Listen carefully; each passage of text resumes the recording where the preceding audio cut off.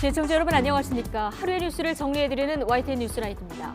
안 그래도 얼어붙은 경제 상황에 강원도가 레고랜드 지급 보증을 서지 않겠다고 선언한 이후 곳곳이 직격탄을 맞고 있습니다. 자금시장 경색 책임이 누구에게 있나 정치권 공방으로도 번졌는데 민주당은 이 문제 그리고 최근 가속도가 붙은 이재명 대표 수사를 고리로 오늘 대규모 규탄 대회도 열었습니다. 자, 일단 단일 대우를 외치고 있습니다만 계속되는 사법 리스크에 민주당 속내는 복잡해 보입니다. 자, 잠시 뒤에 나이트 포커스에서 다뤄보고요. 수요일 뉴스나이트 오늘의 헤드라인부터 정리해드립니다.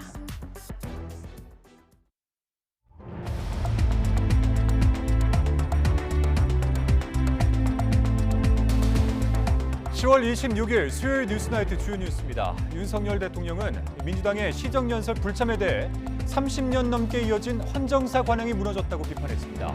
민주당 이재명 대표가 요구한 대장동 특검에 대해서는 많은 분이 입장을 냈다고 말해 사실상 거부의 뜻을 밝혔습니다. 불법 대선 자금 수수 혐의를 부인해왔던 김용 민주연구원 부원장이 검찰의 사용처 추궁에 모르쇠로 일관하고 있습니다. 과거 금품 수수 의혹도 들여다보는 검찰은 2014년 지방선거를 주목하고 있습니다. 국정원의 예산과 인사를 관장해 2인자로 불리는 준책을 맡은 조상준 기획조정실장이 국정감사를 앞두고 갑자기 물러났습니다.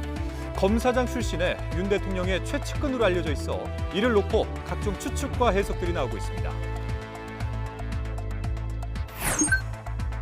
경기 광명시에 있는 한 아파트에서 어머니와 두 아들이 숨진 채 발견됐습니다. 숨진 여성의 40대 남편이 외출 후 돌아와 발견했다며 신고한 건데 경찰은 이 남성을 살해 혐의로 긴급 체포했습니다. 동남아에서 과일 통조림에 시가 110억 원어치의 필로폰을 숨겨 국내로 밀반입하려던 일당이 붙잡혔습니다. 최근 마약 범죄가 급증하자 정부와 여당이 총괄 컨트롤 타워를 만들어 적극 대응하기로 했습니다. 레고랜드발 금융 경색이 강원도와 춘천시에 부메랑이 돼서 돌아오고 있습니다. 산업단지 조성 대출금리가 2배 이상 뛰고 레고랜드 주변 공사를 맡았던 건설업체들은 공사비를 받지 못하고 있습니다. 정부가 내년부터 5년 동안 청년과 무주택 서민을 위해서 공공분양 50만 호를 공급합니다. 낮은 분양가와 장기 저리 대출을 제공해 내 집 마련 기회를 확대한다는 계획입니다.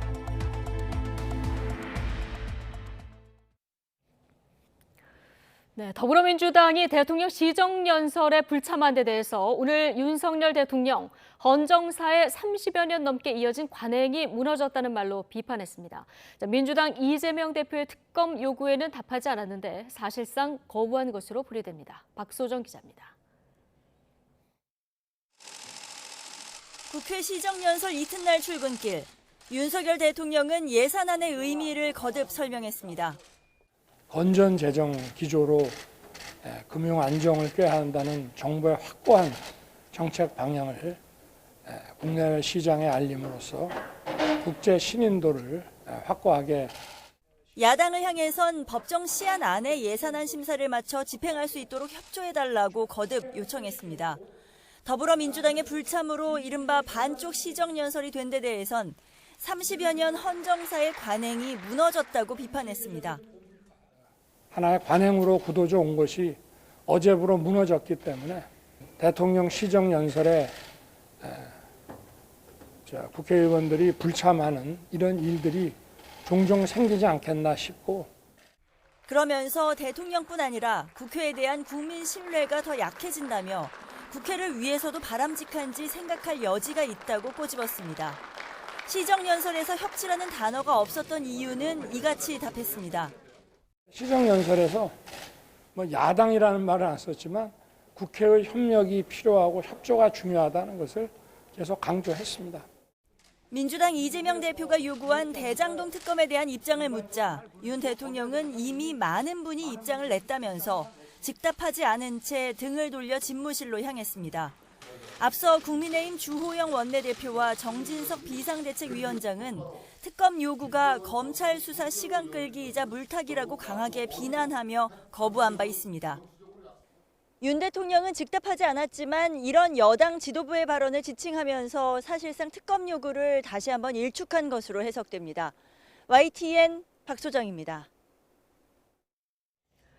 더불어민주당은 최근 야권을 향한 수사를 검찰 독재라고 규탄하며 대여 공세에 당력을 집중했습니다. 국민의힘은 민주당이 민생을 무시하고 이재명 대표 한 명을 위한 방탄 정쟁에 몰입하고 있다고 맞받았습니다. 보도에 조성호 기자입니다. 민주당 의원들과 지역위원장, 당직자 등이 국회 본청 앞 계단을 빼곡히 메웠습니다.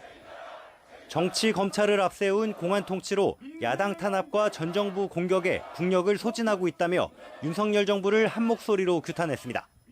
민세 파탄과 국가적 위기를 외면하고 국가 역량을 야당 탄압과 정치 보복에 허비하는 것은 죄악입니다. 예산안 시정연설에 앞서 검찰 압수수색과 비속어 논란 사과 요구를 일축한 윤석열 대통령을 향해서도 후안무치 대통령이다 맹비난했습니다. 스스로 야당을 욕했는데 그 말마저 스스로 부정하면서 야당과의 협치를 거듭한 상황이고 국민들은 자기 한 말마저 부정하니까 그 신뢰감은 더 땅바닥에 떨어지지 않겠어요?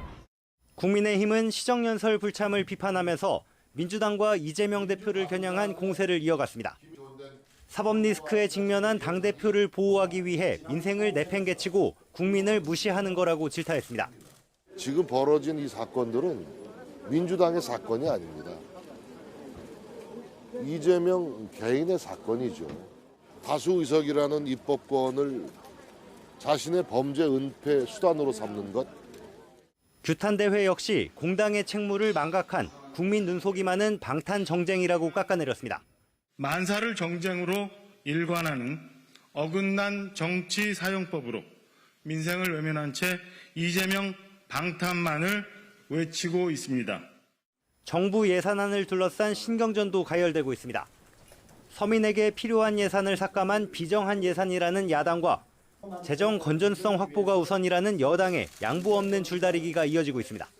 어쩌면 이렇게 청년 예산, 어르신 예산, 서민 예산, 소상공인 예산을 쪽집게처럼 발라냈는지 참 비정한 정권입니다.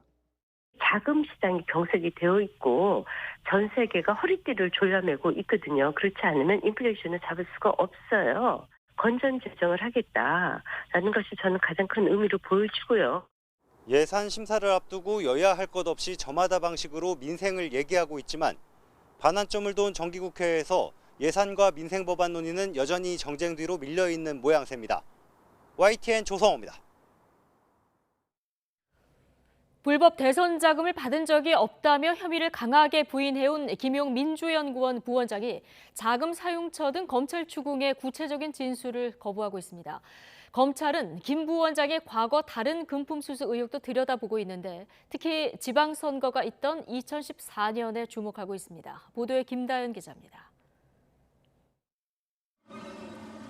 대장동 일당으로부터 불법 정치자금 8억여 원을 건네받은 혐의로 구속된 김용 민주연구원 부원장이 나흘 연속 구치소에서 풀려나와 검찰 조사를 받았습니다. 검찰은 김 부원장을 상대로 자금 사용처 등을 캐물었지만 김 부원장은 구체적인 진술을 거부한 거로 알려졌습니다. 김 부원장 측은 돈을 받지 않은 입장에서 진술하는 게 의미가 없다고 생각했다고 거부 이유를 설명했습니다.